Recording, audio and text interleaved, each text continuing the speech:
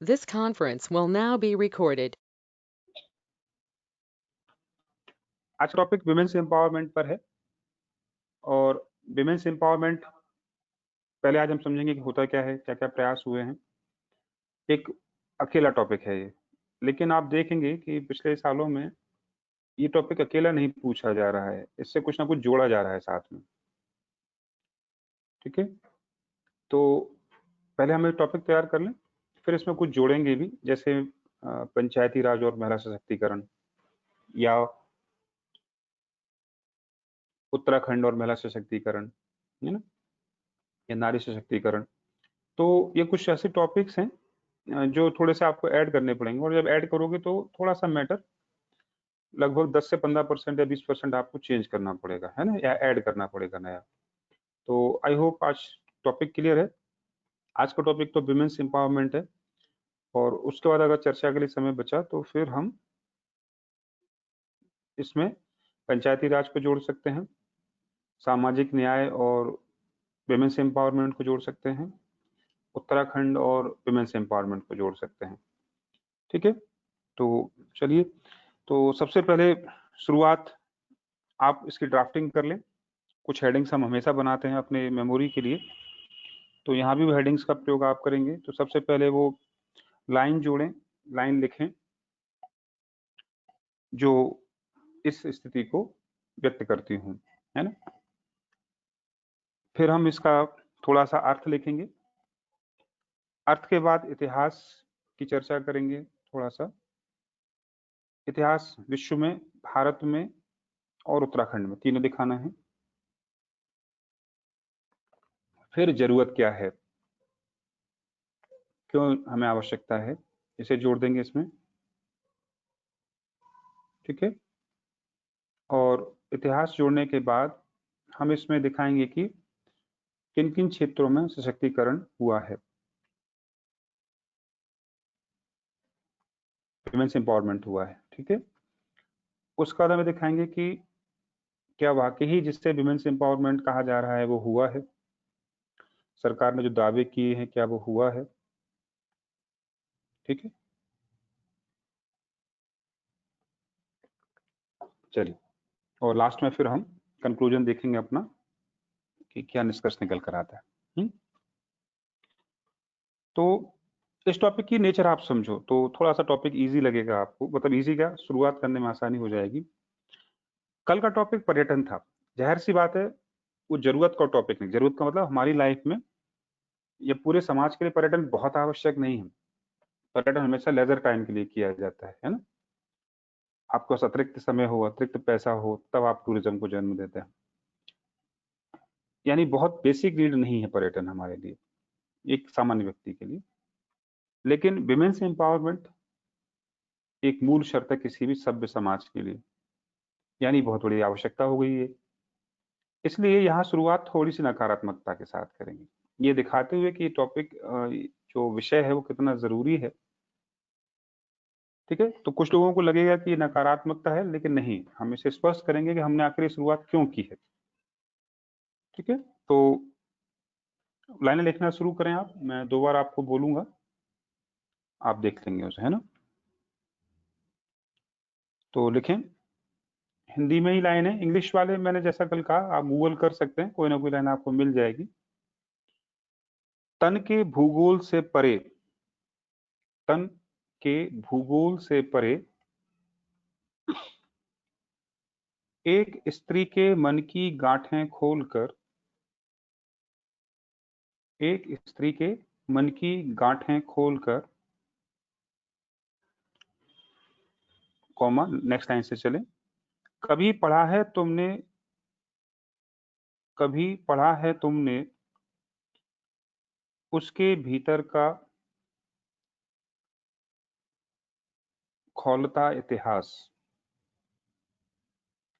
कभी पढ़ा है तुमने उसके भीतर का खौलता इतिहास, क्वेश्चन मार्क लगा के आगे लाइन में चलें। पढ़ा है कभी, पढ़ा है, पढ़ा है कभी उसकी चुप्पी की दहलीज पर बैठकर, पढ़ा है कभी उसकी चुप्पी की दहलीज पर बैठकर नहीं, केवल बैठ लिखिएगा, सिटिंग, कॉमा, फिर नेक्स्ट लाइन की तरफ बढ़ें। शब्दों की प्रतीक्षा में उसके चेहरे को, शब्दों की प्रतीक्षा में उसके चेहरे को क्वेश्चन मार्क लगा दें। नेक्स्ट लाइन में चलें। अगर नहीं, अगर नहीं तो फिर क्या जानते हो तुम, तो फिर क्या जानते हो तुम। फिर नेक्स्ट लाइन से आगे बढ़ें। रसोई और बिस्तर के गणित से परे, रसोई और बिस्तर के गणित से परे एक स्त्री के बारे में, डैश डैश करके क्वेश्चन मार्क लगाएं, फुल स्टॉप करके बंद कर दें। सर लास्ट लाइन एक बार रिपीट कर दीजिए। रसोई और बिस्तर के गणित से परे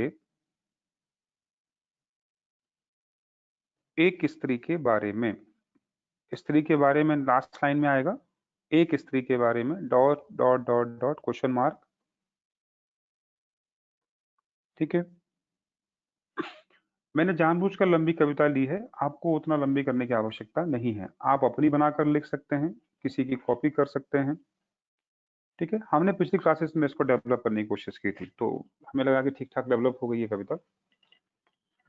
तो प्रश्न ये नहीं है कि कविता किसने लिखी है, प्रश्न ये है कि कविता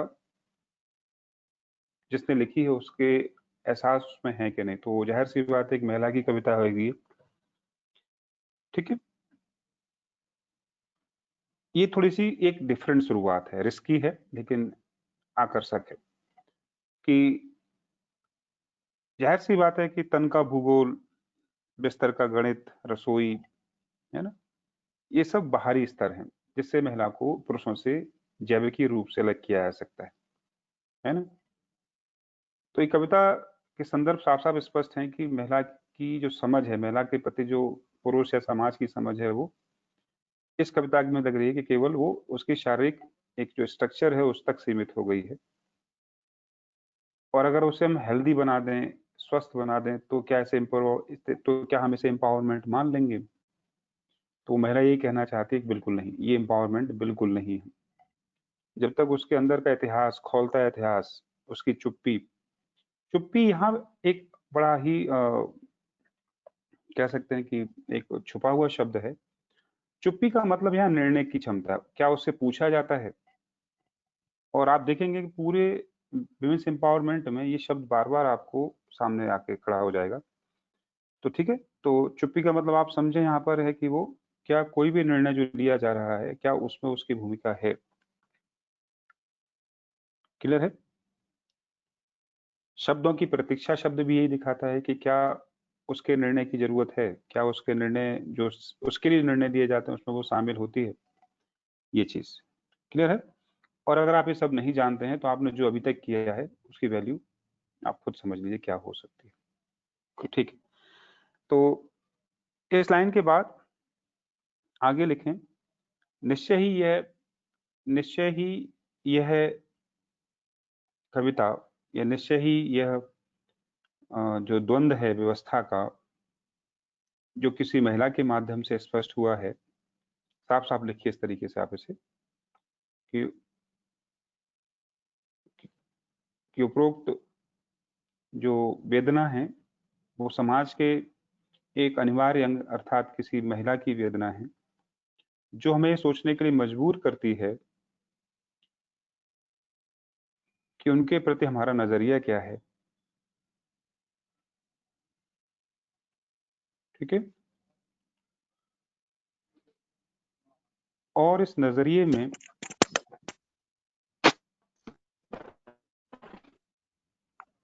और इस नजरिए में, हेलो सर। हाँ राहुल बोलें।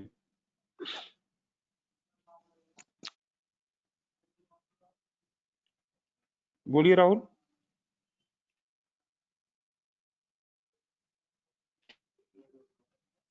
सर थोड़ा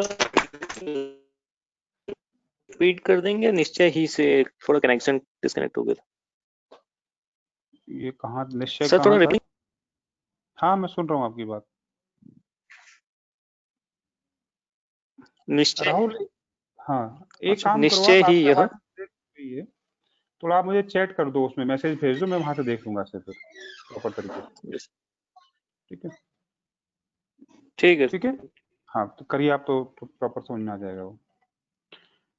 तो समझ में आई बात कि उपरोक्त तो जो कविता है या जो वेदना है, जो अभिव्यक्ति है, वो समाज के एक अनिवार्य अंग की यस है, सर। और यह अनिवार्य अंग हमें सोचने के लिए मजबूर करता है कि उनके प्रति हमारा नजरिया क्या है, और इसी नजरिए से एक जरूरत पैदा होती है, और वो है सशक्तिकरण की। एक नजरिया पैदा होता है, एक जरूरत पैदा होती है कि उस नजरिए जो हमने आज पिछले आजादी के बाद से या उससे पहले अपनाया है, आज उसके मूल्यांकन की आवश्यकता है। क्लियर है? क्योंकि जहां एक ओर उक्त वेदना है, वहीं दूसरी ओर हमें ये भी सुनने को देखने को मिलता है। लिखिएगा आप इसे, इंग्लिश में ना लिख के हिंदी में लिखिएगा, मैं इंग्लिश में बोल रहा हूँ वो line. Give us a good women, give us a good women,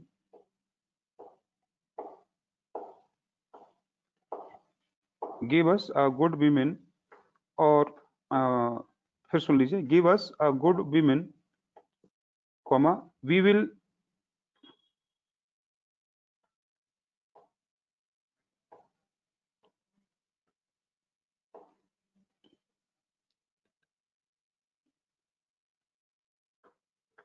इसका मीनिंग आप लिखिए, थोड़ा लाइन गड़बड़ है ये, मुझे भी थोड़ा सा। Give us a good women until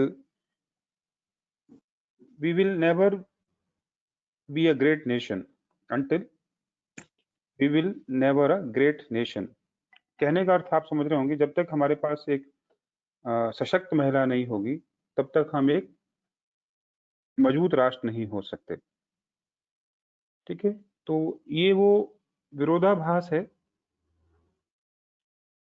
जो हमें आगे ले जाना है। ठीक है, चलिए मैं फिर से एक बार आपको समअप करता हूँ, काफी डिस्टरबेंस हो गया इस बीच में।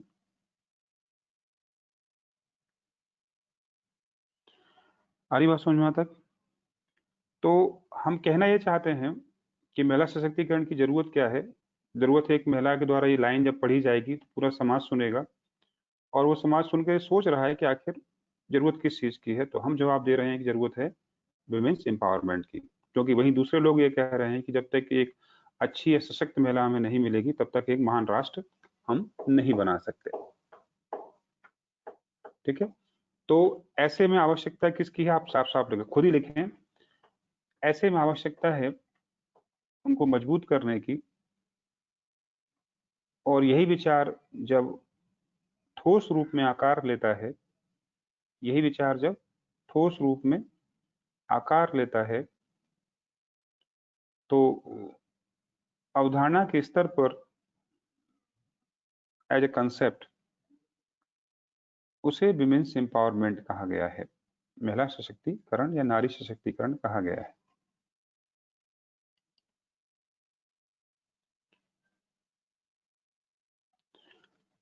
सशक्तिकरण से तात्पर्य व्यक्ति की उस क्षमता से है, क्षमता में वृद्धि से है, जिसमें उसे अपने जीवन से जुड़े सभी निर्णयों, डिसीजन को स्वतंत्र रूप से लेने की शक्ति आ जाती है।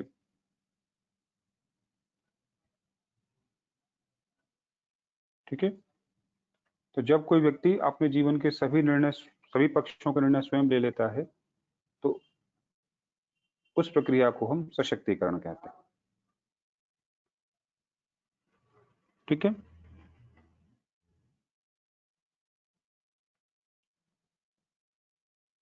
एक सभ्य समाज में, आगे लिखिएगा, किसी विद्वान ने कहा था, बस नाम नहीं देना चाहता मैं आपको, लेकिन आप नाम सुन लीजिए। टॉक विले नामक विचारक है, आप नाम नहीं लिखेंगे वहां, आपकी जानकारी के लिए केवल ये। तो आप लिखेंगे कैसे? तो एक महान विचारक भी ये मानता है कि सभ्य समाज में किसी भी व्यक्ति को अन्य पर शासन करने का नैतिक अधिकार नहीं है।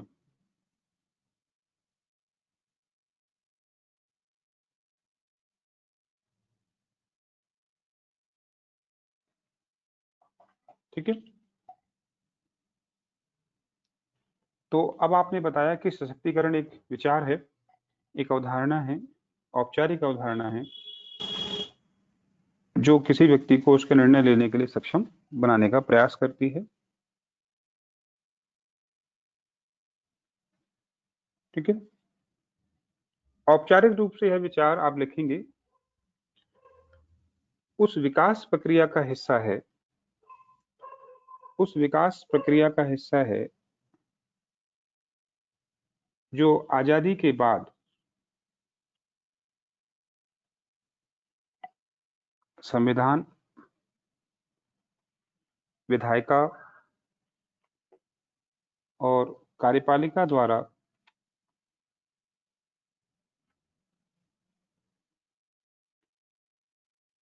महिलाओं के विकास के लिए किया गया।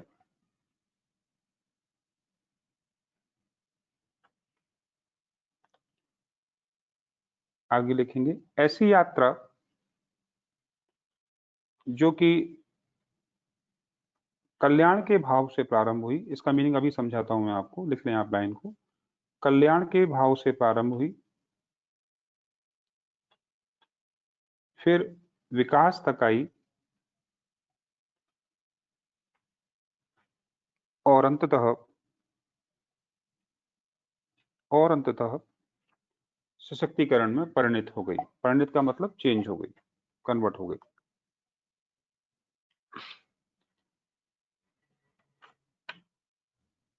ठीक है, समझें बात को।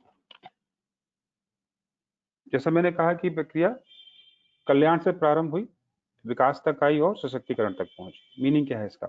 मीनिंग ये है कि भारत सरकार या जो हमारी व्यवस्था है उसका विजन महिलाओं के प्रति कैसे विकसित हुआ है, ये उसकी कहानी है।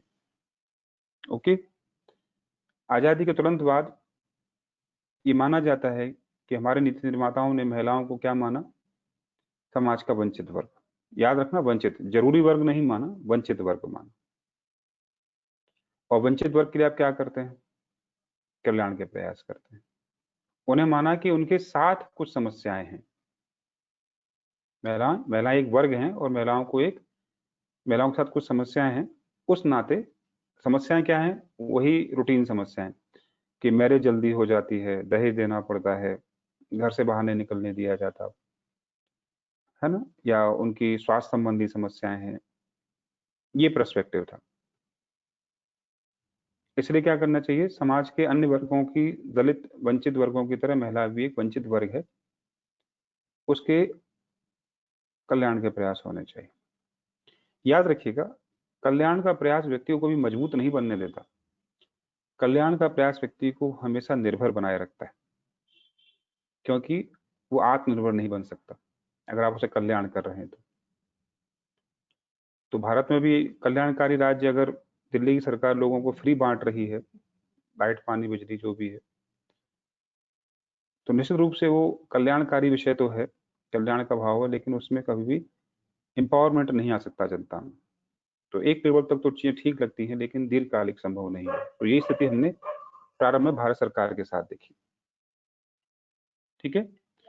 तो भारत सरकार ने पहला पक्ष क्या रखा? कल्याण का पक्ष।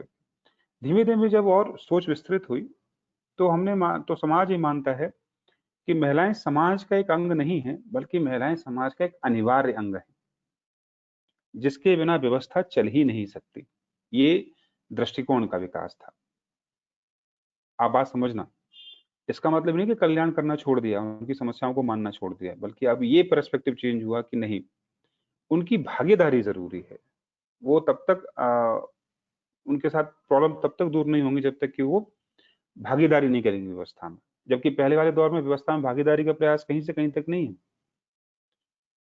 लेकिन अब व्यवस्था कह रही है कि उनकी भागीदारी आवश्यक है प्रत्येक स्तर पर। दूसरी बात आई, और 90 तक आते आते फिर से परिवर्तन हुआ इस चीज में, और वो परिवर्तन था सशक्तिकरण का। ये माना गया कि महिलाएं विकास का एक अनिवार्य अंग है, और बिना महिलाओं के विकास के पूरे समाज का विकास नहीं हो सकता। इसलिए अब उनकी भूमिका नीति निर्माण में भी होनी चाहिए। विकास के स्तर तक क्या माना गया था कि महिलाएं क्या करें, कुछ हिस्सों में विकसित करें अपने आप को, जैसे घर से बाहर निकलें, इकोनॉमिकली इंडिपेंडेंट हो, अच्छी बात है, ठीक है। लेकिन नीति निर्माण में उनकी भूमिका को तय नहीं किया जा रहा था। सशक्तिकरण का विचार बेसिकली महिलाओं को, जैसे मैंने कहा ना, शब्दों वाला, जो आपको याद होगा चुप्पी वाला जो शब्द था, वो यहां दिखाई देता है। क्लियर है? तो 90 के दौर से वो जब चीजें शुरू हुई तो माना गया कि अब महिलाओं को अपने जीवन के प्रत्येक क्षेत्र में निर्णय लेने का अधिकार होना चाहिए। तो ये संयोग नहीं है, आप एग्जाम्पल भी दे सकते हैं वहीं कि 90 के बाद का ही वो दौर है कि जब महिला आयोग बन रहा है, ठीक है। 90 का ही दौर है जब हमारे यहाँ मानवाधिकार आयोग बन रहे हैं। 90 का ही दौर है जब पंचायती राज में महिलाओं को आरक्षण की व्यवस्था दी जा रही है। आप बात समझ रहे होंगे, ठीक है। तो ये अनायास नहीं था, एक वैचारिक विकास क्रम था, और उस विकास क्रम में कमोबेश 1990 ही बार बार आता है। और आप याद रखिएगा कि ये परिवर्तन केवल महिलाओं के संबंध में नहीं था। 90 का दौर भारत के समाज, भारत की अर्थव्यवस्था, भारत की राजनीति का, तीनों का संक्रमण काल कहा जाता है। बहुत बड़े परिवर्तन आए थे, वो हम कभी और डिस्कस करेंगे, अभी महिलाओं की बात हो रही थी, ठीक है। तो वहां ये विचार औपचारिक रूप से स्थापित हो जाता है कि महिलाओं को सशक्त करने की जरूरत है। कल्याण का कार्य रुका नहीं था, कल्याण का कार्य तो आज भी हो रहा है, विकास का कार्य आज भी हो रहा है, लेकिन सशक्तिकरण की आवश्यकता ज्यादा मजबूती से रखी गई। आई बात समझ में? औपचारिक रूप से हमने सशक्तिकरण को यहाँ परिभाषित कर दिया है, अगर हम सरकारी अवधारणा के तौर पर मान के चले तो साफ साफ रख सकते, ठीक है। आगे लिखेंगे। इस पूरे विकास की प्रक्रिया में हमने सशक्तिकरण को दो अर्थों में देखा। हमने अभी तक जितना भी माना, तो एक हमने उनको सुरक्षा दी, एक हमने उनका कल्याण किया। दो भागों में बांट के रखेंगे। एक, उनको सुरक्षा दे रहे हैं हम लोग, और दूसरा, हम उन्हें क्या कर रहे हैं, कल्याण के भाव से देख रहे हैं। आज भी ये पक्ष बरकरार हैं, खत्म नहीं हुए हैं, याद रखिएगा। लेकिन आपको उस पूरे विकास क्रम को समझने की आवश्यकता है, ठीक है। तो संवैधानिक प्रावधान तो संविधान के लागू होते ही दे दिए गए थे। सुरक्षा संबंधी प्रावधान थे जो कि महिलाओं के साथ कोई भेदभाव नहीं होगा। तो सुरक्षा का दौर सबसे पहले चला, आज तक चल रहा है। तो महिलाओं को संविधान में अधिकार देने, सुरक्षा देने से लेकर घरेलू हिंसा तक, ठीक है, हमने उन्हें सुरक्षा दी है, और सुरक्षा देकर उन्हें सशक्त बनाया है।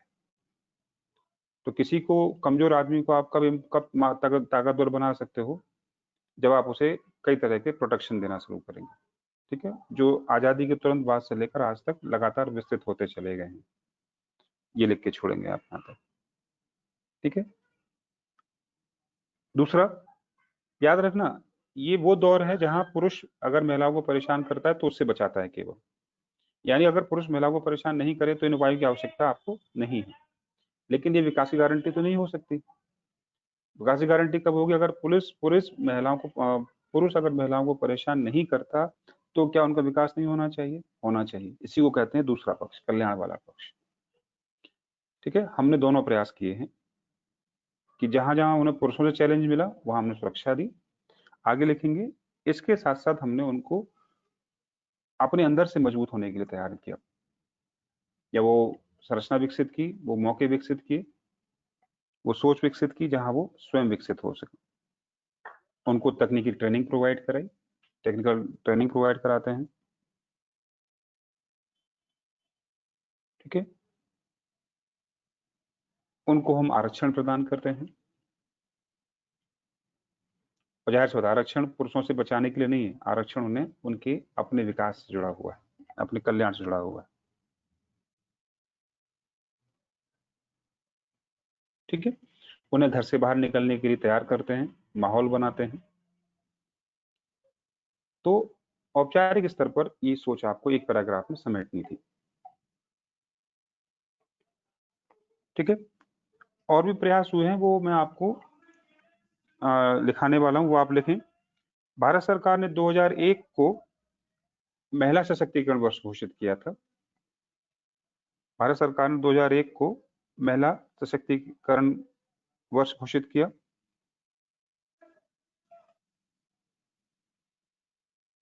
और भी कुछ प्रयास हैं, वो मैं आपको ग्रुप में अपडेट कर दूंगा, तो आप वहां से नोट कर लेंगे, क्योंकि वो नितांत फैक्चुअल है और क्रमबद्ध रूप से आपको रख देना है, तो ज्यादा रटने की जरूरत, वो रटना पड़ेगा, समझना ऐसा कुछ है नहीं उसमें।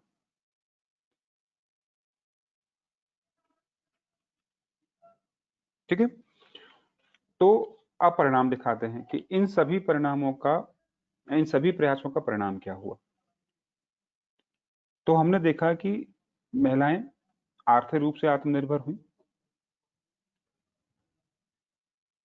महिलाएं आर्थिक रूप से कहाँ निर्भर हुई कि आज वो अपने शिक्षा में आत्मनिर्भर है, शिक्षा प्राप्त कर सकती हैं और जो चाहे वो शिक्षा प्राप्त कर सकती हैं।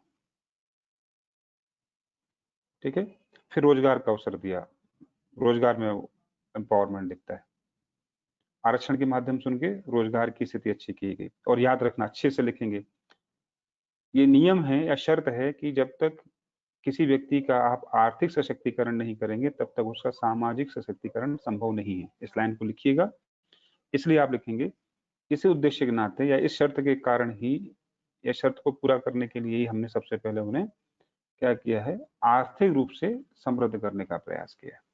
और उसके लिए अब आपको कई योजनाएं बतानी पड़ेंगी। क्लियर है? तो वो योजनाएं आपको जीएस में मिलेंगी ही, आप उनका नाम लिख देंगे।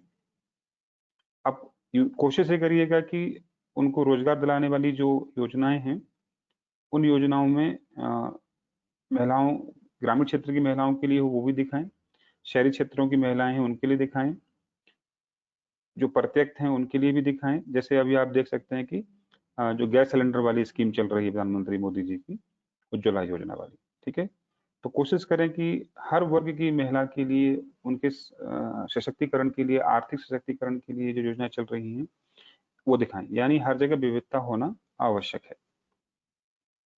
तो अच्छे से लिखें, एक पैराग्राफ बड़ा सा इस पर बनाएं कि आर्थिक क्षेत्र में महिलाओं को कैसे रोजगार देकर उनको ताकतवर बनाया गया, आरक्षण से लेकर। ठीक है, शिक्षा के क्षेत्र में चलते हैं, वो प्रत्येक प्रकार की शिक्षा प्राप्त कर सकती हैं और शिक्षा में भी उनके लिए क्या है, कई तरह के आरक्षण सुनिश्चित किए गए हैं, यहाँ तक कि उनकी फीस, एडमिशंस, उन सब की प्रोसेस भी अलग की गई है। ठीक है, ये शिक्षा के क्षेत्र का सशक्तिकरण था। सामाजिक बदलाव में सामाजिक सशक्तिकरण, एम्पावरमेंट कैसे होता है, सोशल एम्पावरमेंट की जब कहानी लिखेंगे तो सबसे पहले दिखाएं कि सोसाइटी की, समाज की आइडियोलॉजी चेंज हुई। क्या चेंज हुई कि ये मान लिया गया कि अब सोसाइटी का परिप्रेक्ष्य बदला कि आज के समय में महिलाओं के सशक्तिकरण के बिना आने वाली जनरेशन भी सशक्त नहीं हो सकती। ये बदलाव हुआ, इसलिए उस समाज ने महिला को पढ़ने, उस महिला को घर से बाहर निकल कर काम करने की अनुमति दी। याद रखना, सशक्तिकरण एक औपचारिक अवधारणा है, सरकार द्वारा बनाई गई। ठीक है, वो स्लोगन है सरकार का, लेकिन जो भाव है वो सामाजिक स्तर पर भी जाना चाहिए। समाज उसे कैसे स्वीकार करता है, उसके लिए क्या तैयारी की गई, वो भी आपको दिखाना है। तो समाज ने एक वैचारिक परिवर्तन किया महिलाओं के प्रति कि उनकी भागीदारी को अर्थव्यवस्था के स्तर पर स्वीकृति दे दे। तो आज बहुत ही कम परिवार या क्षेत्र होंगे जहां पर महिलाओं को पढ़ने और महिलाओं को रोजगार करने पर प्रतिबंध है। ठीक है, तो ये संरचनागत परिवर्तन है। जब किसी समाज की वैचारिक आइडियोलॉजी चेंज होती है तो हम स्ट्रक्चरल चेंज कहते हैं। तो दिखाएंगे कि समाज ने महिलाओं के प्रति अपनी स्ट्रक्चरल चेंजेस को सामने रखा और उस मानसिकता में बदलाव किया। इस लाइन को संभाल कर और अच्छे से लिखिएगा कि जहां महिला एक समस्या मानी जाती थी, इस दौर में बदलाव ये आया कि महिला के साथ समस्या स्वीकार की गई। दोनों फर्क समझ में आएगा, फिर सुनिएगा। जहां महिला एक समस्या है, कबीर का दोहा लिख सकते हैं ब्रैकेट में। क्या कहते हैं कबीर? नारी की झाई पड़त अंधा होत भुजंग। झाई माने परछाई, शैडो। तो कबीर का मानना क्या था कि महिला कैसी होती है कि उसकी परछाई भी पड़ जाए तो अंधा होत भुजंग, यानी सांप जो स्नेक है या जो अजगर है वो भी क्या हो जाता है? अंधा हो जाता है। यानी महिला क्या है यहाँ पर? बैरियर का काम कर रही है पुरुष के जीवन में। क्लियर है? तो सशक्तिकरण के विचार ने सोच बदली और अब समाज ये मानता है कि महिला समस्या नहीं है, महिला के साथ समस्या है। बहुत बड़ा परिवर्तन है किसी भी सोसाइटी में। ठीक है? तो वो रूढ़िगत मान्यता बदली, तो महिला की स्वीकृति अनिवार्य हो जाएगी इसके बाद, और उसके साथ समस्याओं को पहचानना शुरू किया जाएगा। क्लियर है ये बात?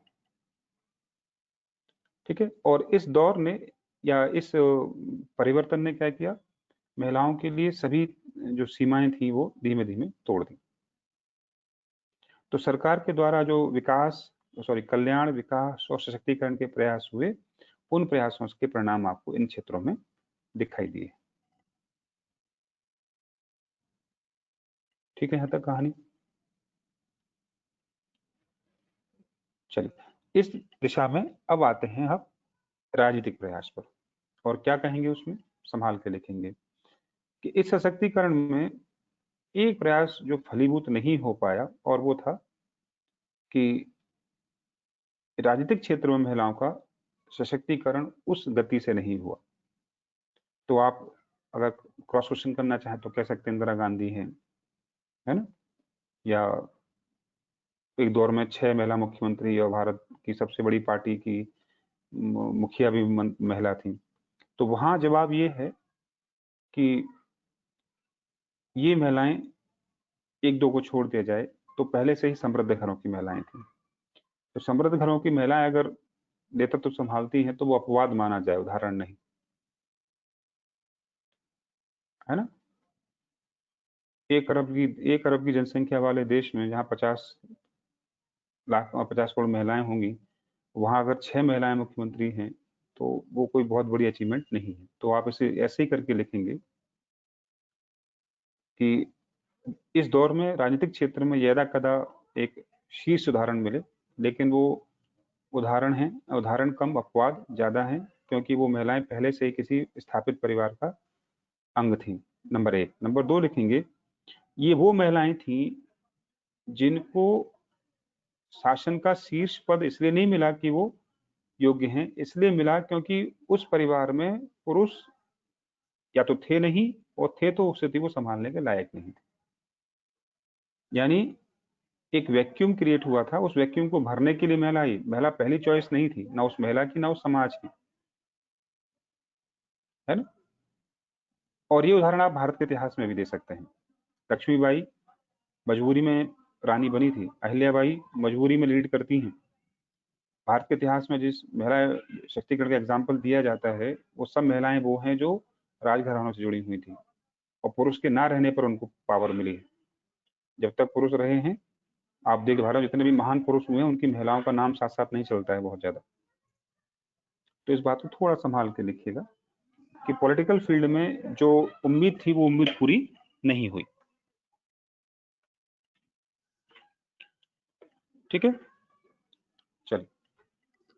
लेकिन आप दूसरी तरफ साथ और चीज जोड़ें आप इसमें भी, और वो ये है कि इसके सापेक्ष कुछ नई तरह की चुनौतियां भी पैदा हुई। ठीक है ना, जिससे सशक्तिकरण का मूल्यांकन हो जाएगा कि जो एम्पावरमेंट हुआ कि वो वाकई कितना एम्पावरमेंट है, उसका मूल्यांकन अगर आपको करना है तो अब हम शुरू कर सकते हैं उस मूल्यांकन को। ठीक है, तो मेन बॉडी बन गई। सशक्तिकरण क्या था, किन किन क्षेत्रों में हुआ, वो आपने देख लिया। ठीक है, अब हमें देखने की ये जो सब हुआ, अब उसका इंटेंसिटी क्या है, गहनता क्या है, उसकी तरफ चलते हैं। यहाँ तक कोई कंफ्यूजन हो तो आप लोग डिस्कस कर लें, ठीक है?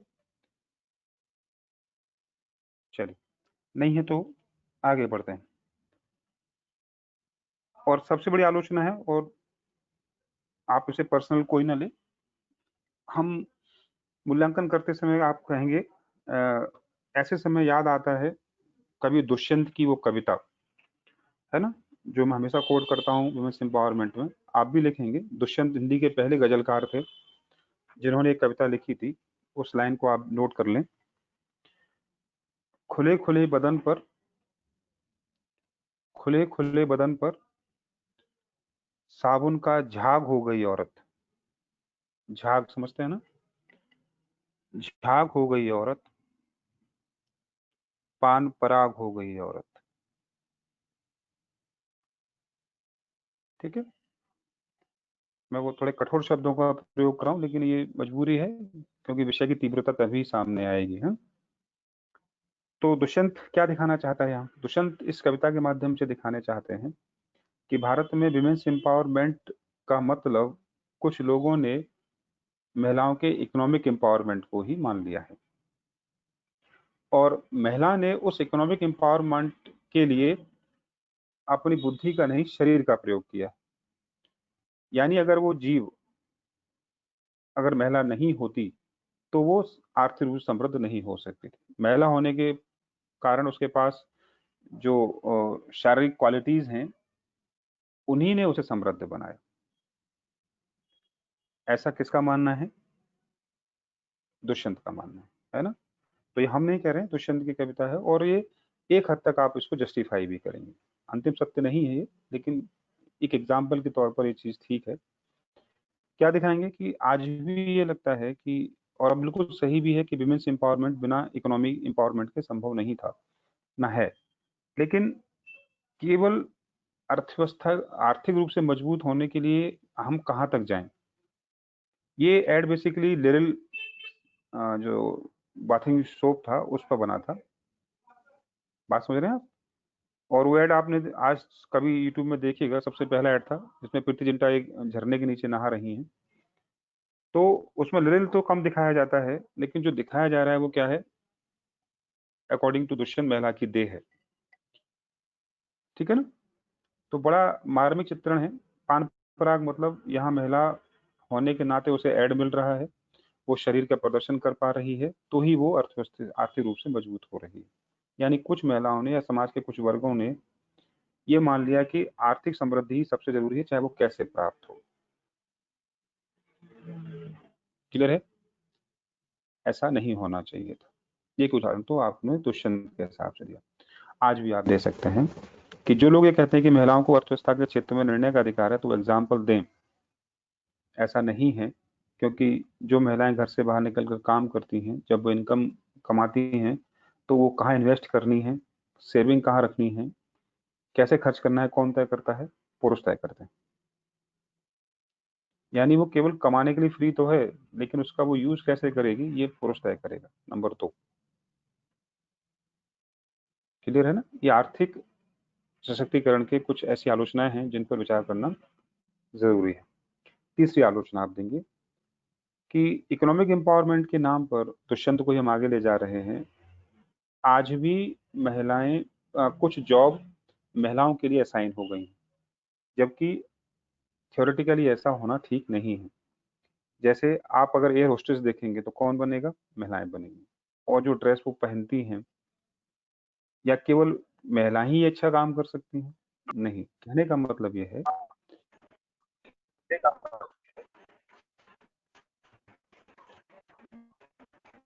आशीष आप मैसेज कर दीजिए, आपकी आवाज मुझे नहीं आ रही है।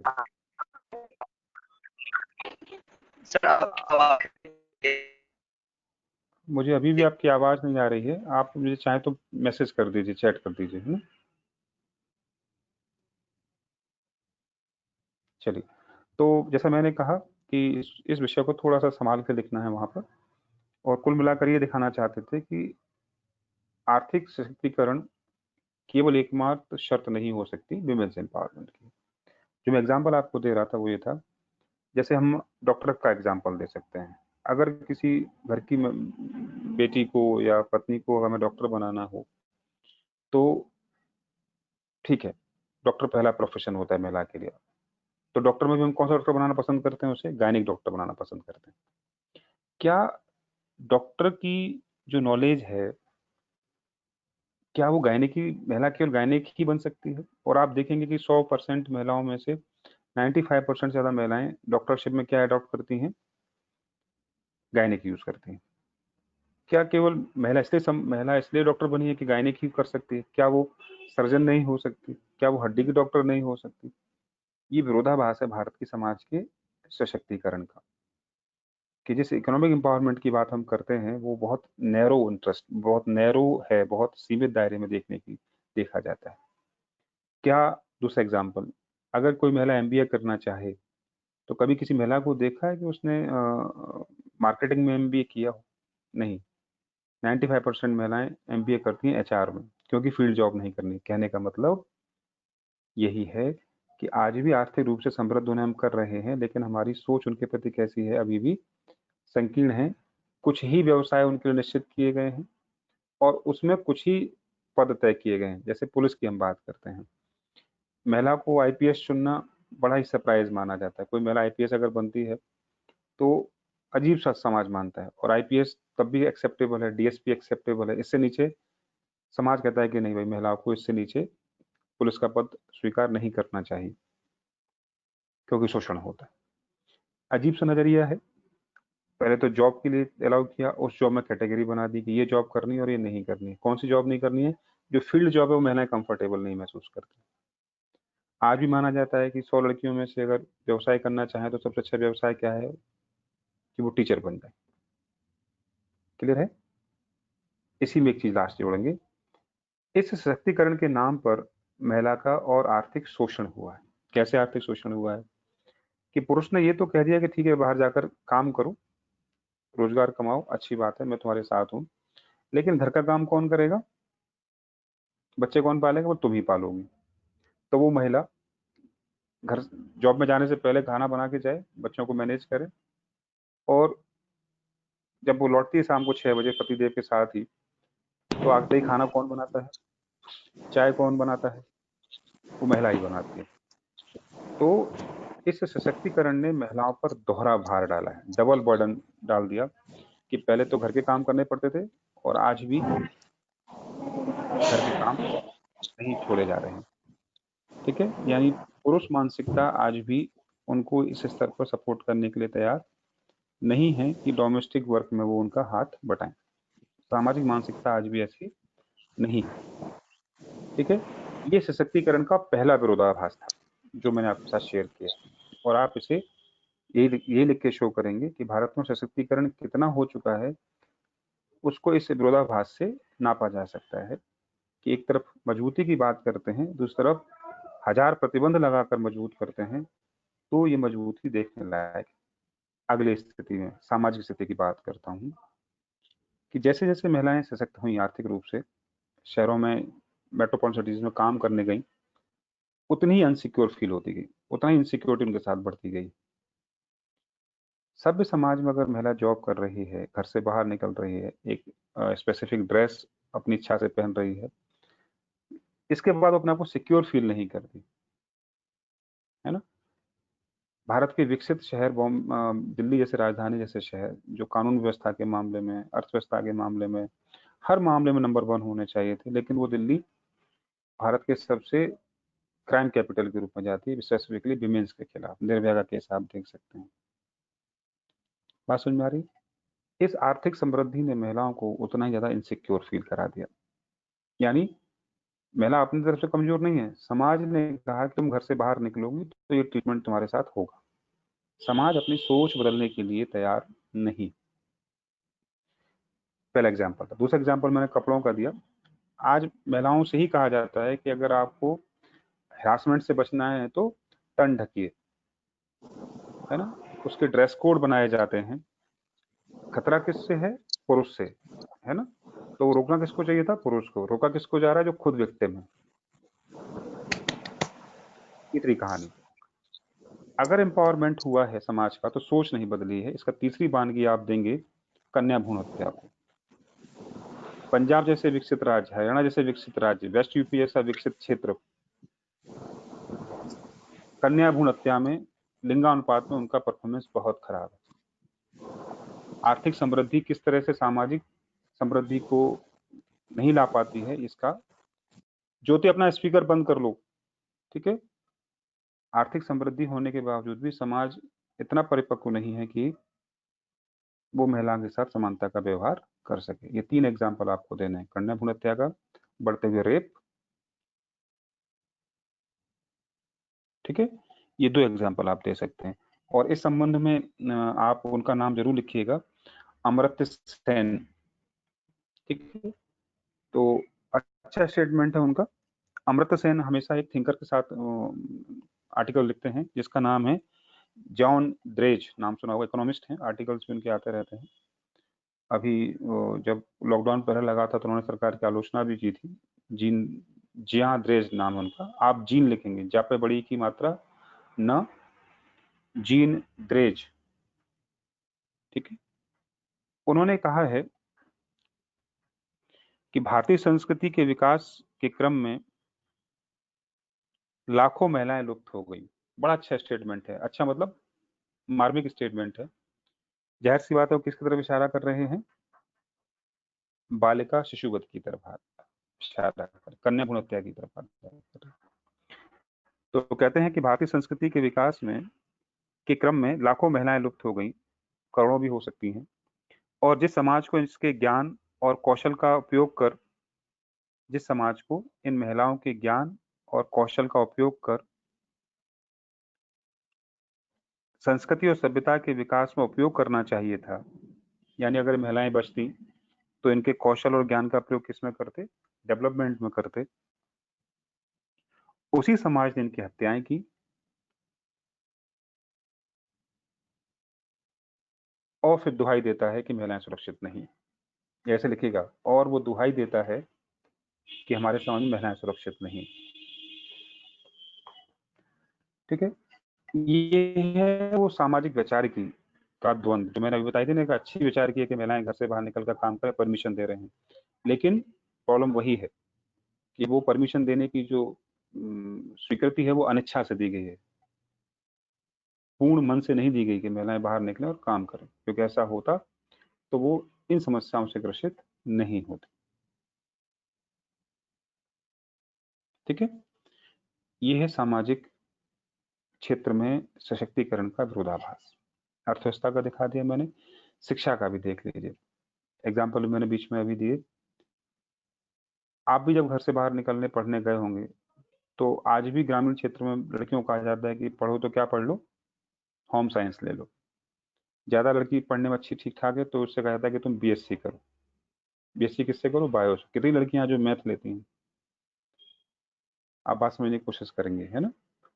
शिक्षा में भी परमिशन तो मिली है, लेकिन कुछ विशिष्ट चुनिंदा प्रकार की शिक्षा देने की बात हुई है। एक तो ये विरोधाभास है। दूसरा विरोधाभास क्या है कि आज भी लड़की को लाने और ले जाने का काम उसके पेरेंट्स करते हैं। कॉलेज जाना, कॉलेज से छोड़ के आना और लाने की जिम्मेदारी, ठीक। चाहे वो भरोसा लड़की पर नहीं कर रहे हैं, अपने आप पर नहीं कर रहे हैं, अलग बात है, लेकिन सर्विलांस के तहत ही लड़की पढ़ने जा सकती है। क्लियर है? तीसरा एग्जाम्पल हो, बहुत अच्छा एग्जाम्पल है। सीबीएसई आईसीएसई की टॉपर्स पिछले 10 साल से आई थिंक लड़कियां ही हैं। 10th 12th के बाद लड़कियां कहाँ जाती हैं? क्यों लड़कियों का नाम फिर से चमकने में नहीं आता है? बड़ा विरोधाभास है कि 10th 12th में लड़कियां टॉपर हैं, लेकिन उसके बाद उनका नाम हम नहीं सुनते जल्दी से कि वो क्षेत्र में उस लड़की ने टॉप किया था और वो आज सिविल सर्वेंट है। कहने का मतलब 12th तक का स्तर हमारे लिए ठीक है कि लड़की 12th तक पढ़े, बेसिक नॉलेज मिल गई, बहुत एडवांस की जरूरत नहीं है। उच्च शिक्षा में महिलाओं का प्रतिशत 1% भी नहीं है पुरुषों के मुकाबले। उच्च शिक्षा का मतलब technical knowledge, scientific knowledge, BA BSc, BA को छोड़ दें तो क्लियर है? तो ये शिक्षा के क्षेत्र सशक्तिकरण का विरोधाभास है। एक तरफ दावा करते हैं, दूसरी तरफ ये दावा फेल होता हुआ दिखाई देता है। क्लियर है? समाज के क्षेत्र में एक विरोधाभास रह गया, जरूर लिखें आप उसे, और वो करंट मूवी के एग्जाम्पल दें आप उसे वहां पर, कि अभी भी पुरुष कितना डोमिनेट करने की कोशिश करता है कि अगर पुरुष ने महिला को प्रपोज किया और महिला ने मना कर दिया, तो पुरुष कहता है कि मैं तुम्हें जला दूंगा। एसिड अटैक की बात आ रही है। सोचिए कि एसिड अटैक कैसी मानसिकता वाले लोगों का काम होगा, कि प्रभुत्व की बात ही तो है, तुम मेरी नहीं मानोगी तो फिर मैं तुम्हें किसी लायक नहीं छोड़ूंगा। सामान्य हरासमेंट स्वीकार्य नहीं है, और ये तो बिल्कुल स्वीकार्य नहीं हो सकता, लेकिन इसे करने वाले की मानसिकता पर आप ध्यान दीजिए। ये वो आदमी है या वो लड़का है जो ये मानता है कि मैं जो कहूंगा वो तुम्हें करना होगा अंततः, नहीं तो तुम किसी लायक नहीं छोड़े जाओगे। तो ये विरोधाभास है कि समाज का एक वर्ग आज भी ये मानता है कि ढोल गंवार शूद्र पशु नारी। अब उस तुलसीदास की चौपाई का प्रयोग यहाँ भी कर लीजिए कि आज भी समाज में इस तरह के लोग हैं जो इस सोच को फॉलो करते हैं। ठीक है, लास्ट में आइए राजनीति वाली टॉपिक पर, वहां भी लिखिएगा कि ये अजीब सा विरोधाभास है। आप लिखिएगा अच्छे से ऐसे कि भारत में विमेन्स एम्पावरमेंट का विचार, विमेन्स एम्पावरमेंट के लिए नीतियां किसने बनाई? पुरुषों ने बनाई ना। सोचिए, जिस वर्ग को विकसित होना है उस वर्ग की भागीदारी नीति निर्माण में नहीं है।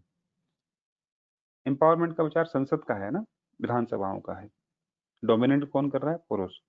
सोचिए कि जो विक्टिम है उसके लिए नीति कौन बना रहा है? जो शोषण कर रहा है।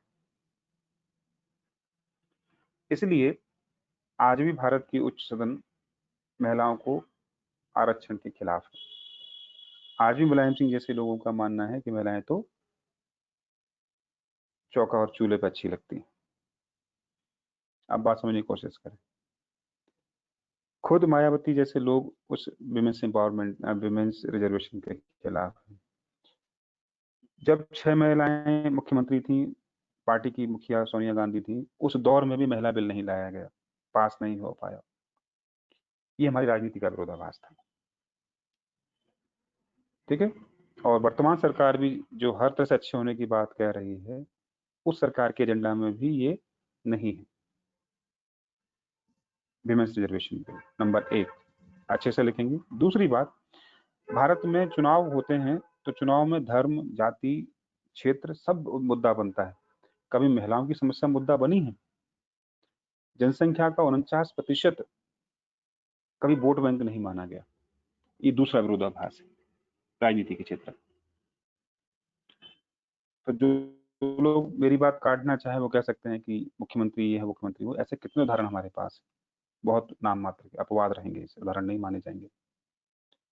ठीक है, तो आप साफ साफ लिखेंगे कि जब तक वंचित वर्ग की नीतियां उसे शोषित करने वाला वर्ग बनाएगा, तब तक आप ऐसे विरोधाभासों को देखते रहेंगे, स्वीकार करने पड़ेंगे। वास्तविक सशक्तिकरण, असली सशक्तिकरण तभी संभव होगा जब पीड़ित पक्ष स्वयं नीति बनाने के लिए आरक्षित किया जाए या सुरक्षित किया जाए। तब तक सशक्तिकरण या तो केवल नारा बन के रहेगा, या सोच के स्तर पर कुछ छींटे डाल दिए जाएंगे। इस बात को अब मैं मानसिकता से जोड़ के दिखाता हूं आपको। इसमें आप अच्छी चीज लिखेंगे, मानसिकता समाज की कैसी रही है, कैसे ये मेरा मेरा मानना नहीं है, ये किसी कवि का कहना था कि जब जब भारत में, अच्छे से लिखिएगा इस बात को, जब जब भारत में महिलाओं ने विद्रोह करने की ठानी, तब तब उसे शक्ति स्वरूपा कहकर उसके विद्रोह को शांत करने का प्रयास किया गया। आप याद रखिए, मैंने विमेन्स एम्पावरमेंट में एक भी उदाहरण नहीं दिया जो आप देते रहे हैं, जैसे यत नारी पूजन ते रमन्ते तत्र देवता। मैं उसका आप यूज यहाँ करूंगा कि नारी का दर्जे देने की बात कहकर संभावित विद्रोह को हमेशा दबाया गया। जब जब विद्रोह की बात आई तब तक उसे ये डायलॉग कहकर कि तुम तो शक्ति स्वरूपा हो, तुम्हारी पूजा होती है, कन्या पूजन करेंगे, क्या हो गया, थोड़ा सम्मान दे दिया और विद्रोह की संभावना समाप्त कर दी गई। नंबर 1 मानसिकता है। बात समझ में आ रही? ठीक है, इसको संभाल कर लिखिएगा। दूसरी बात आप लिखेंगे, फ्रेंच विचारक हैं और अब तक की सबसे बड़ी फेमिनिस्ट मानी जाती हैं, सिमोन द बुआ। प्रॉपर नाम उनका सिमोन द बबुआ है, लेकिन शॉर्ट में उनको सिमोन डी बुआ कहते हैं उनको। उनकी किताब एक रेडिकल किताब मानी जाती है, द सेकंड सेक्स। उसको लास्ट में लेकर आएंगे हम। उन्होंने कहा कि आखिर इस सब का कारण क्या है। एक अजीब सा तर्क देती हैं और वो काफी हद तक स्वीकार भी है कि किसी भी समाज में महिलाओं को सेकंड सेक्स माना जाता है। उनकी किताब का नाम ही क्या है, द सेकंड सेक्स, द्वितीय लिंग। कहने का मतलब किसी भी समाज में महिलाओं को दर्जा जो मिलता है हमेशा द्वितीय मिलता है। और इसके पीछे वो जो लॉजिक देती हैं, वो कहती हैं उसके पीछे लॉजिक बोला हमेशा से एक ही रहा, और वो है उनका उनके ऊपर नेचर के द्वारा डाली गई जिम्मेदारी। क्या जिम्मेदारी? रिप्रोडक्शन की, प्रजनन की। अब नेचर को ये जिम्मेदारी किसी को तो देनी थी, पुरुष या महिला को, तो नेचर ने पुरुष महिला को दे दी और इसको आधार बनाकर पुरुष ने उन पर आधिपत्य स्थापित कर लिया। या आप इतना लिख देंगे। स्टोरी बहुत सुनाती हैं वो मैं आपको सुनाता हूँ। छोटी सी स्टोरी, लिखना नहीं है, भाव समझ में आ जाएगा इससे आपको उनका। वो कहती है कि महिला ऐसा नहीं है कि विद्रोह नहीं कर सकती, लेकिन करती वो क्यों नहीं कर पाती, उसका कारण वो कहती है कि बस यही चीज है कि जो मातृत्व है वो उसे बार बार उन कदमों को रोक देता है। और कहती है कि जब पहली बार एडम और ईव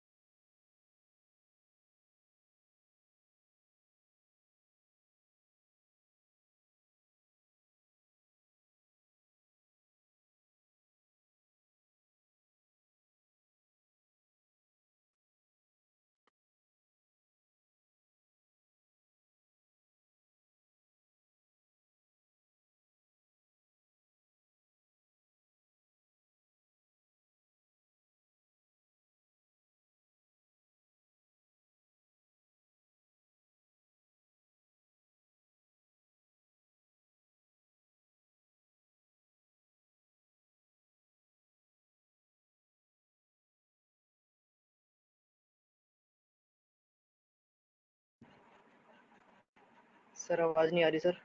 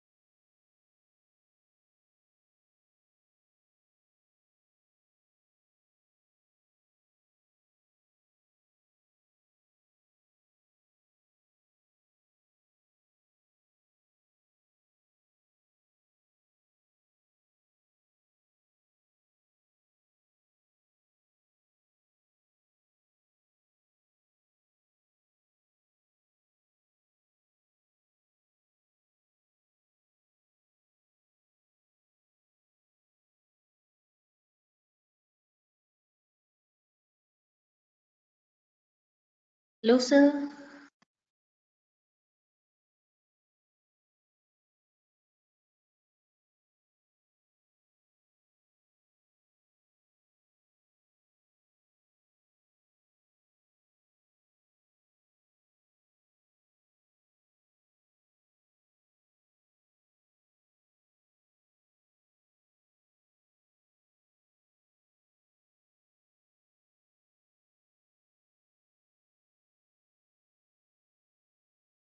सर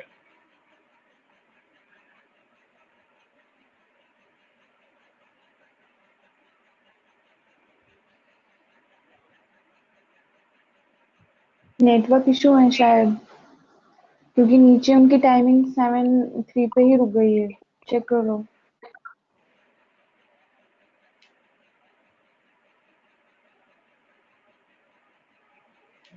राइट। पहले भी ऐसे हुआ है तो लीव करना पड़ा था हम लोगों को, फिर अभी नेक्स्ट डे ही क्लास हुई थी। और वैसे भी शायद अभी टाइमिंग हो गई है सर की, 7 बज गए। हाँ 7 बज गया। वो सब चल रहा था। नहीं वो शायद हैंग हो गया है। टाइमिंग